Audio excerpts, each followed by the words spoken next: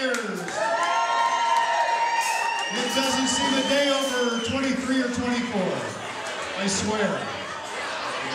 I'm kidding you. How are things in Merida, Mexico these days? Oh, they're wet, hot, quiet.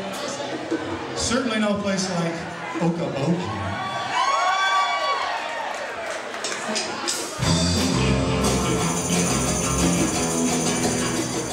I started seeing the Mashers when they were the Hut Suts. On a hot summer night with the moon shining bright and there's nothing to do. When did you start seeing the Mashers? When I was 10 years old. It's so wonderful to ride when the night is alive with the smell of romance. She hands me the brew and whisper the blue that I want in your pants. The fun, the memories, the friendship. It's really it's the friendship. It's the dancing. No, I'm sorry, it's the friendship. We disagree. But we still love one another.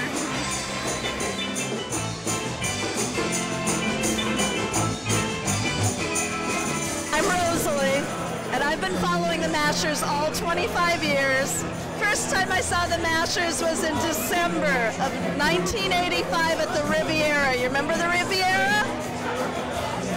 Bitterly cold night, and oh my gosh, it was a fun evening.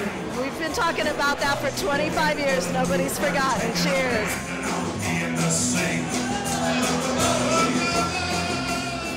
It's a completely unique feeling to be up there with a bunch of guys and play those songs and have everybody out there dancing along and throwing their hands up at the same time and clapping at the same time.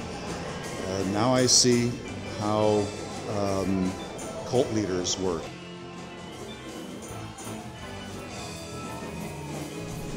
Well, we were just looking for something to do and a way to keep some of the rhythmic music that we were making at the time alive. And I think we had a series of groups in that first few years, and then the Mashers were really the first thing that had some longevity to it. But I think it was myself and Dan and Rex with kind of the idea. And what you were pulling for the surf sound? Is that what I understand? Yeah, outfits. Sorry. Dressing up in striped shirts, and he got his way. Yeah. I'm island, he's coastal. I don't know. So we were kind of scouting some other people. We had our eye on Mark, and we asked Mark, but he had some other commitments, and he was working through. And then we needed a bass player, and we had a couple friends who played bass, and we said, well, who do you want to ask? Well, I don't know, let's flip a coin. And so it was heads, and we asked Martin, and he accepted the position and has been there ever since.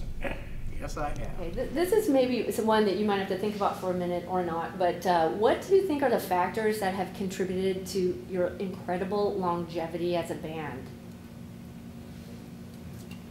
Semen retention. Could you repeat that? I heard the Tibetan monks utter the phrase that they practice the internal melting of the semen at Creighton University, but I'd read about it, and so of course all the Mashers practice that. You know, Mark, I wasn't practicing it. I might have indicated otherwise, but actually, no, I wasn't. I couldn't control myself.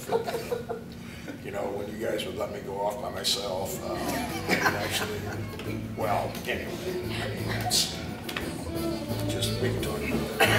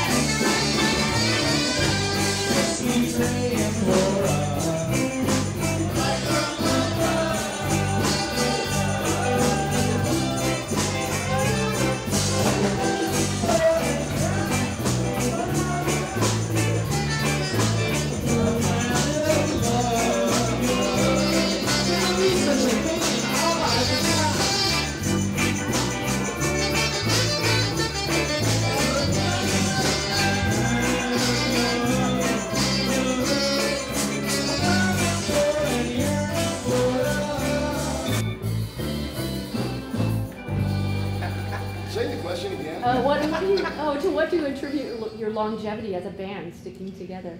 Just a symbiotic, dysfunctional. Some of us have dirt on each other, and and I think over time it's like you even forget what it was, but you go, yeah, that better not. It's family values, really. Well, yeah, that's true. Family values. Thanks a lot so much. Hey, we want to recognize our special guest over here on the bongo drums tonight. We got Mr. Eric Nelson. Some of you guys remember Eric? Mr. Benson. On the bass from Glenwood, Iowa, Mr. Martin Elias. 25 years in a Masher hat.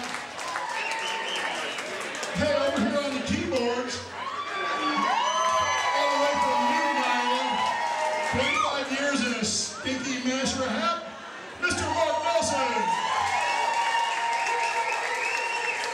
We're commemorating tonight here not only the 25th anniversary of the Linoma ensemble, but in 1980 we started a group called the Hut Suts, which was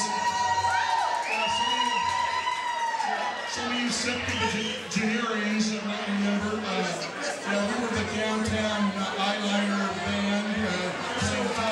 Joining us, and Pat got to rejoin the band here in the last 8 years, but he was from the original Hut Suts, 30 years, Mr. Pat Sweeney.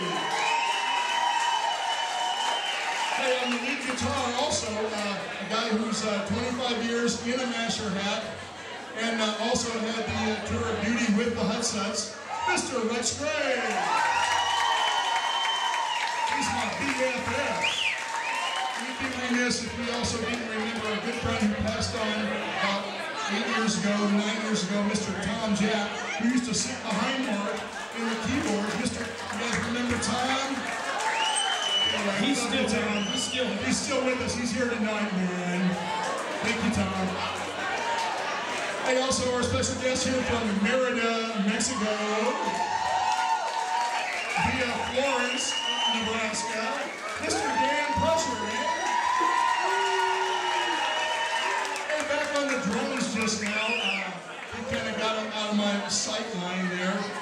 He's been with us for, I don't know, however many years. 15 years according to our records. The new guy, Mr. Steve Aiden. The man who drives this machine, like I've said before, an eight-cylinder Buick has a 454 with a Hemi in it, and you open the hood and that's what you see, ladies and gentlemen, Steve Munson. A lot of bands end up, they implode because one ego rises above the others, and that never happened with this band. And I think that's a lot of it. Yeah, a lot of coalition building, and for better or worse. And that's, but it was kind of it's a dynamic that, there were people who didn't want to do things, and maybe some that did, and sometimes you just have to kind of suck it up and go along with it, and you go, okay, well, I'll do it. It's okay. One of my questions was, are you actually frenemies? There's some love-hate involved in it, but yeah, I'd say mostly friends. I try to understand the things better than I said. The other simply voices that were present in your head. Why'd you go and break my heart? I really want to know. The only answer I can find is no clear-cut reason why all the way wrong. Maybe find an answer in this song.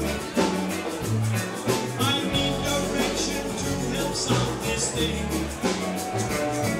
I ask my friends, here is what they say.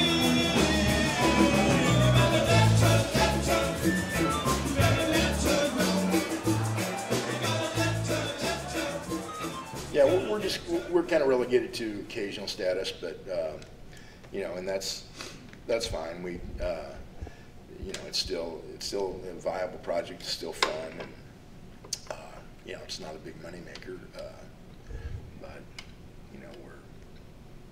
we're plugging away.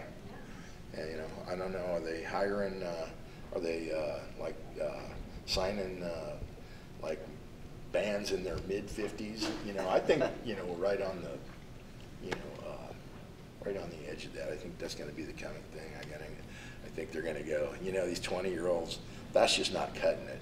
Let's get some old farts, you know, and let's get their music out there. Yeah, once a week, 7 times a week. She's on the winning streak. Well, she's keeping me out her now. Can't tell me what you're thinking about her. But when I see her smiling, it's still about nice. She's so sweet, she's so kind. She totally loves mine.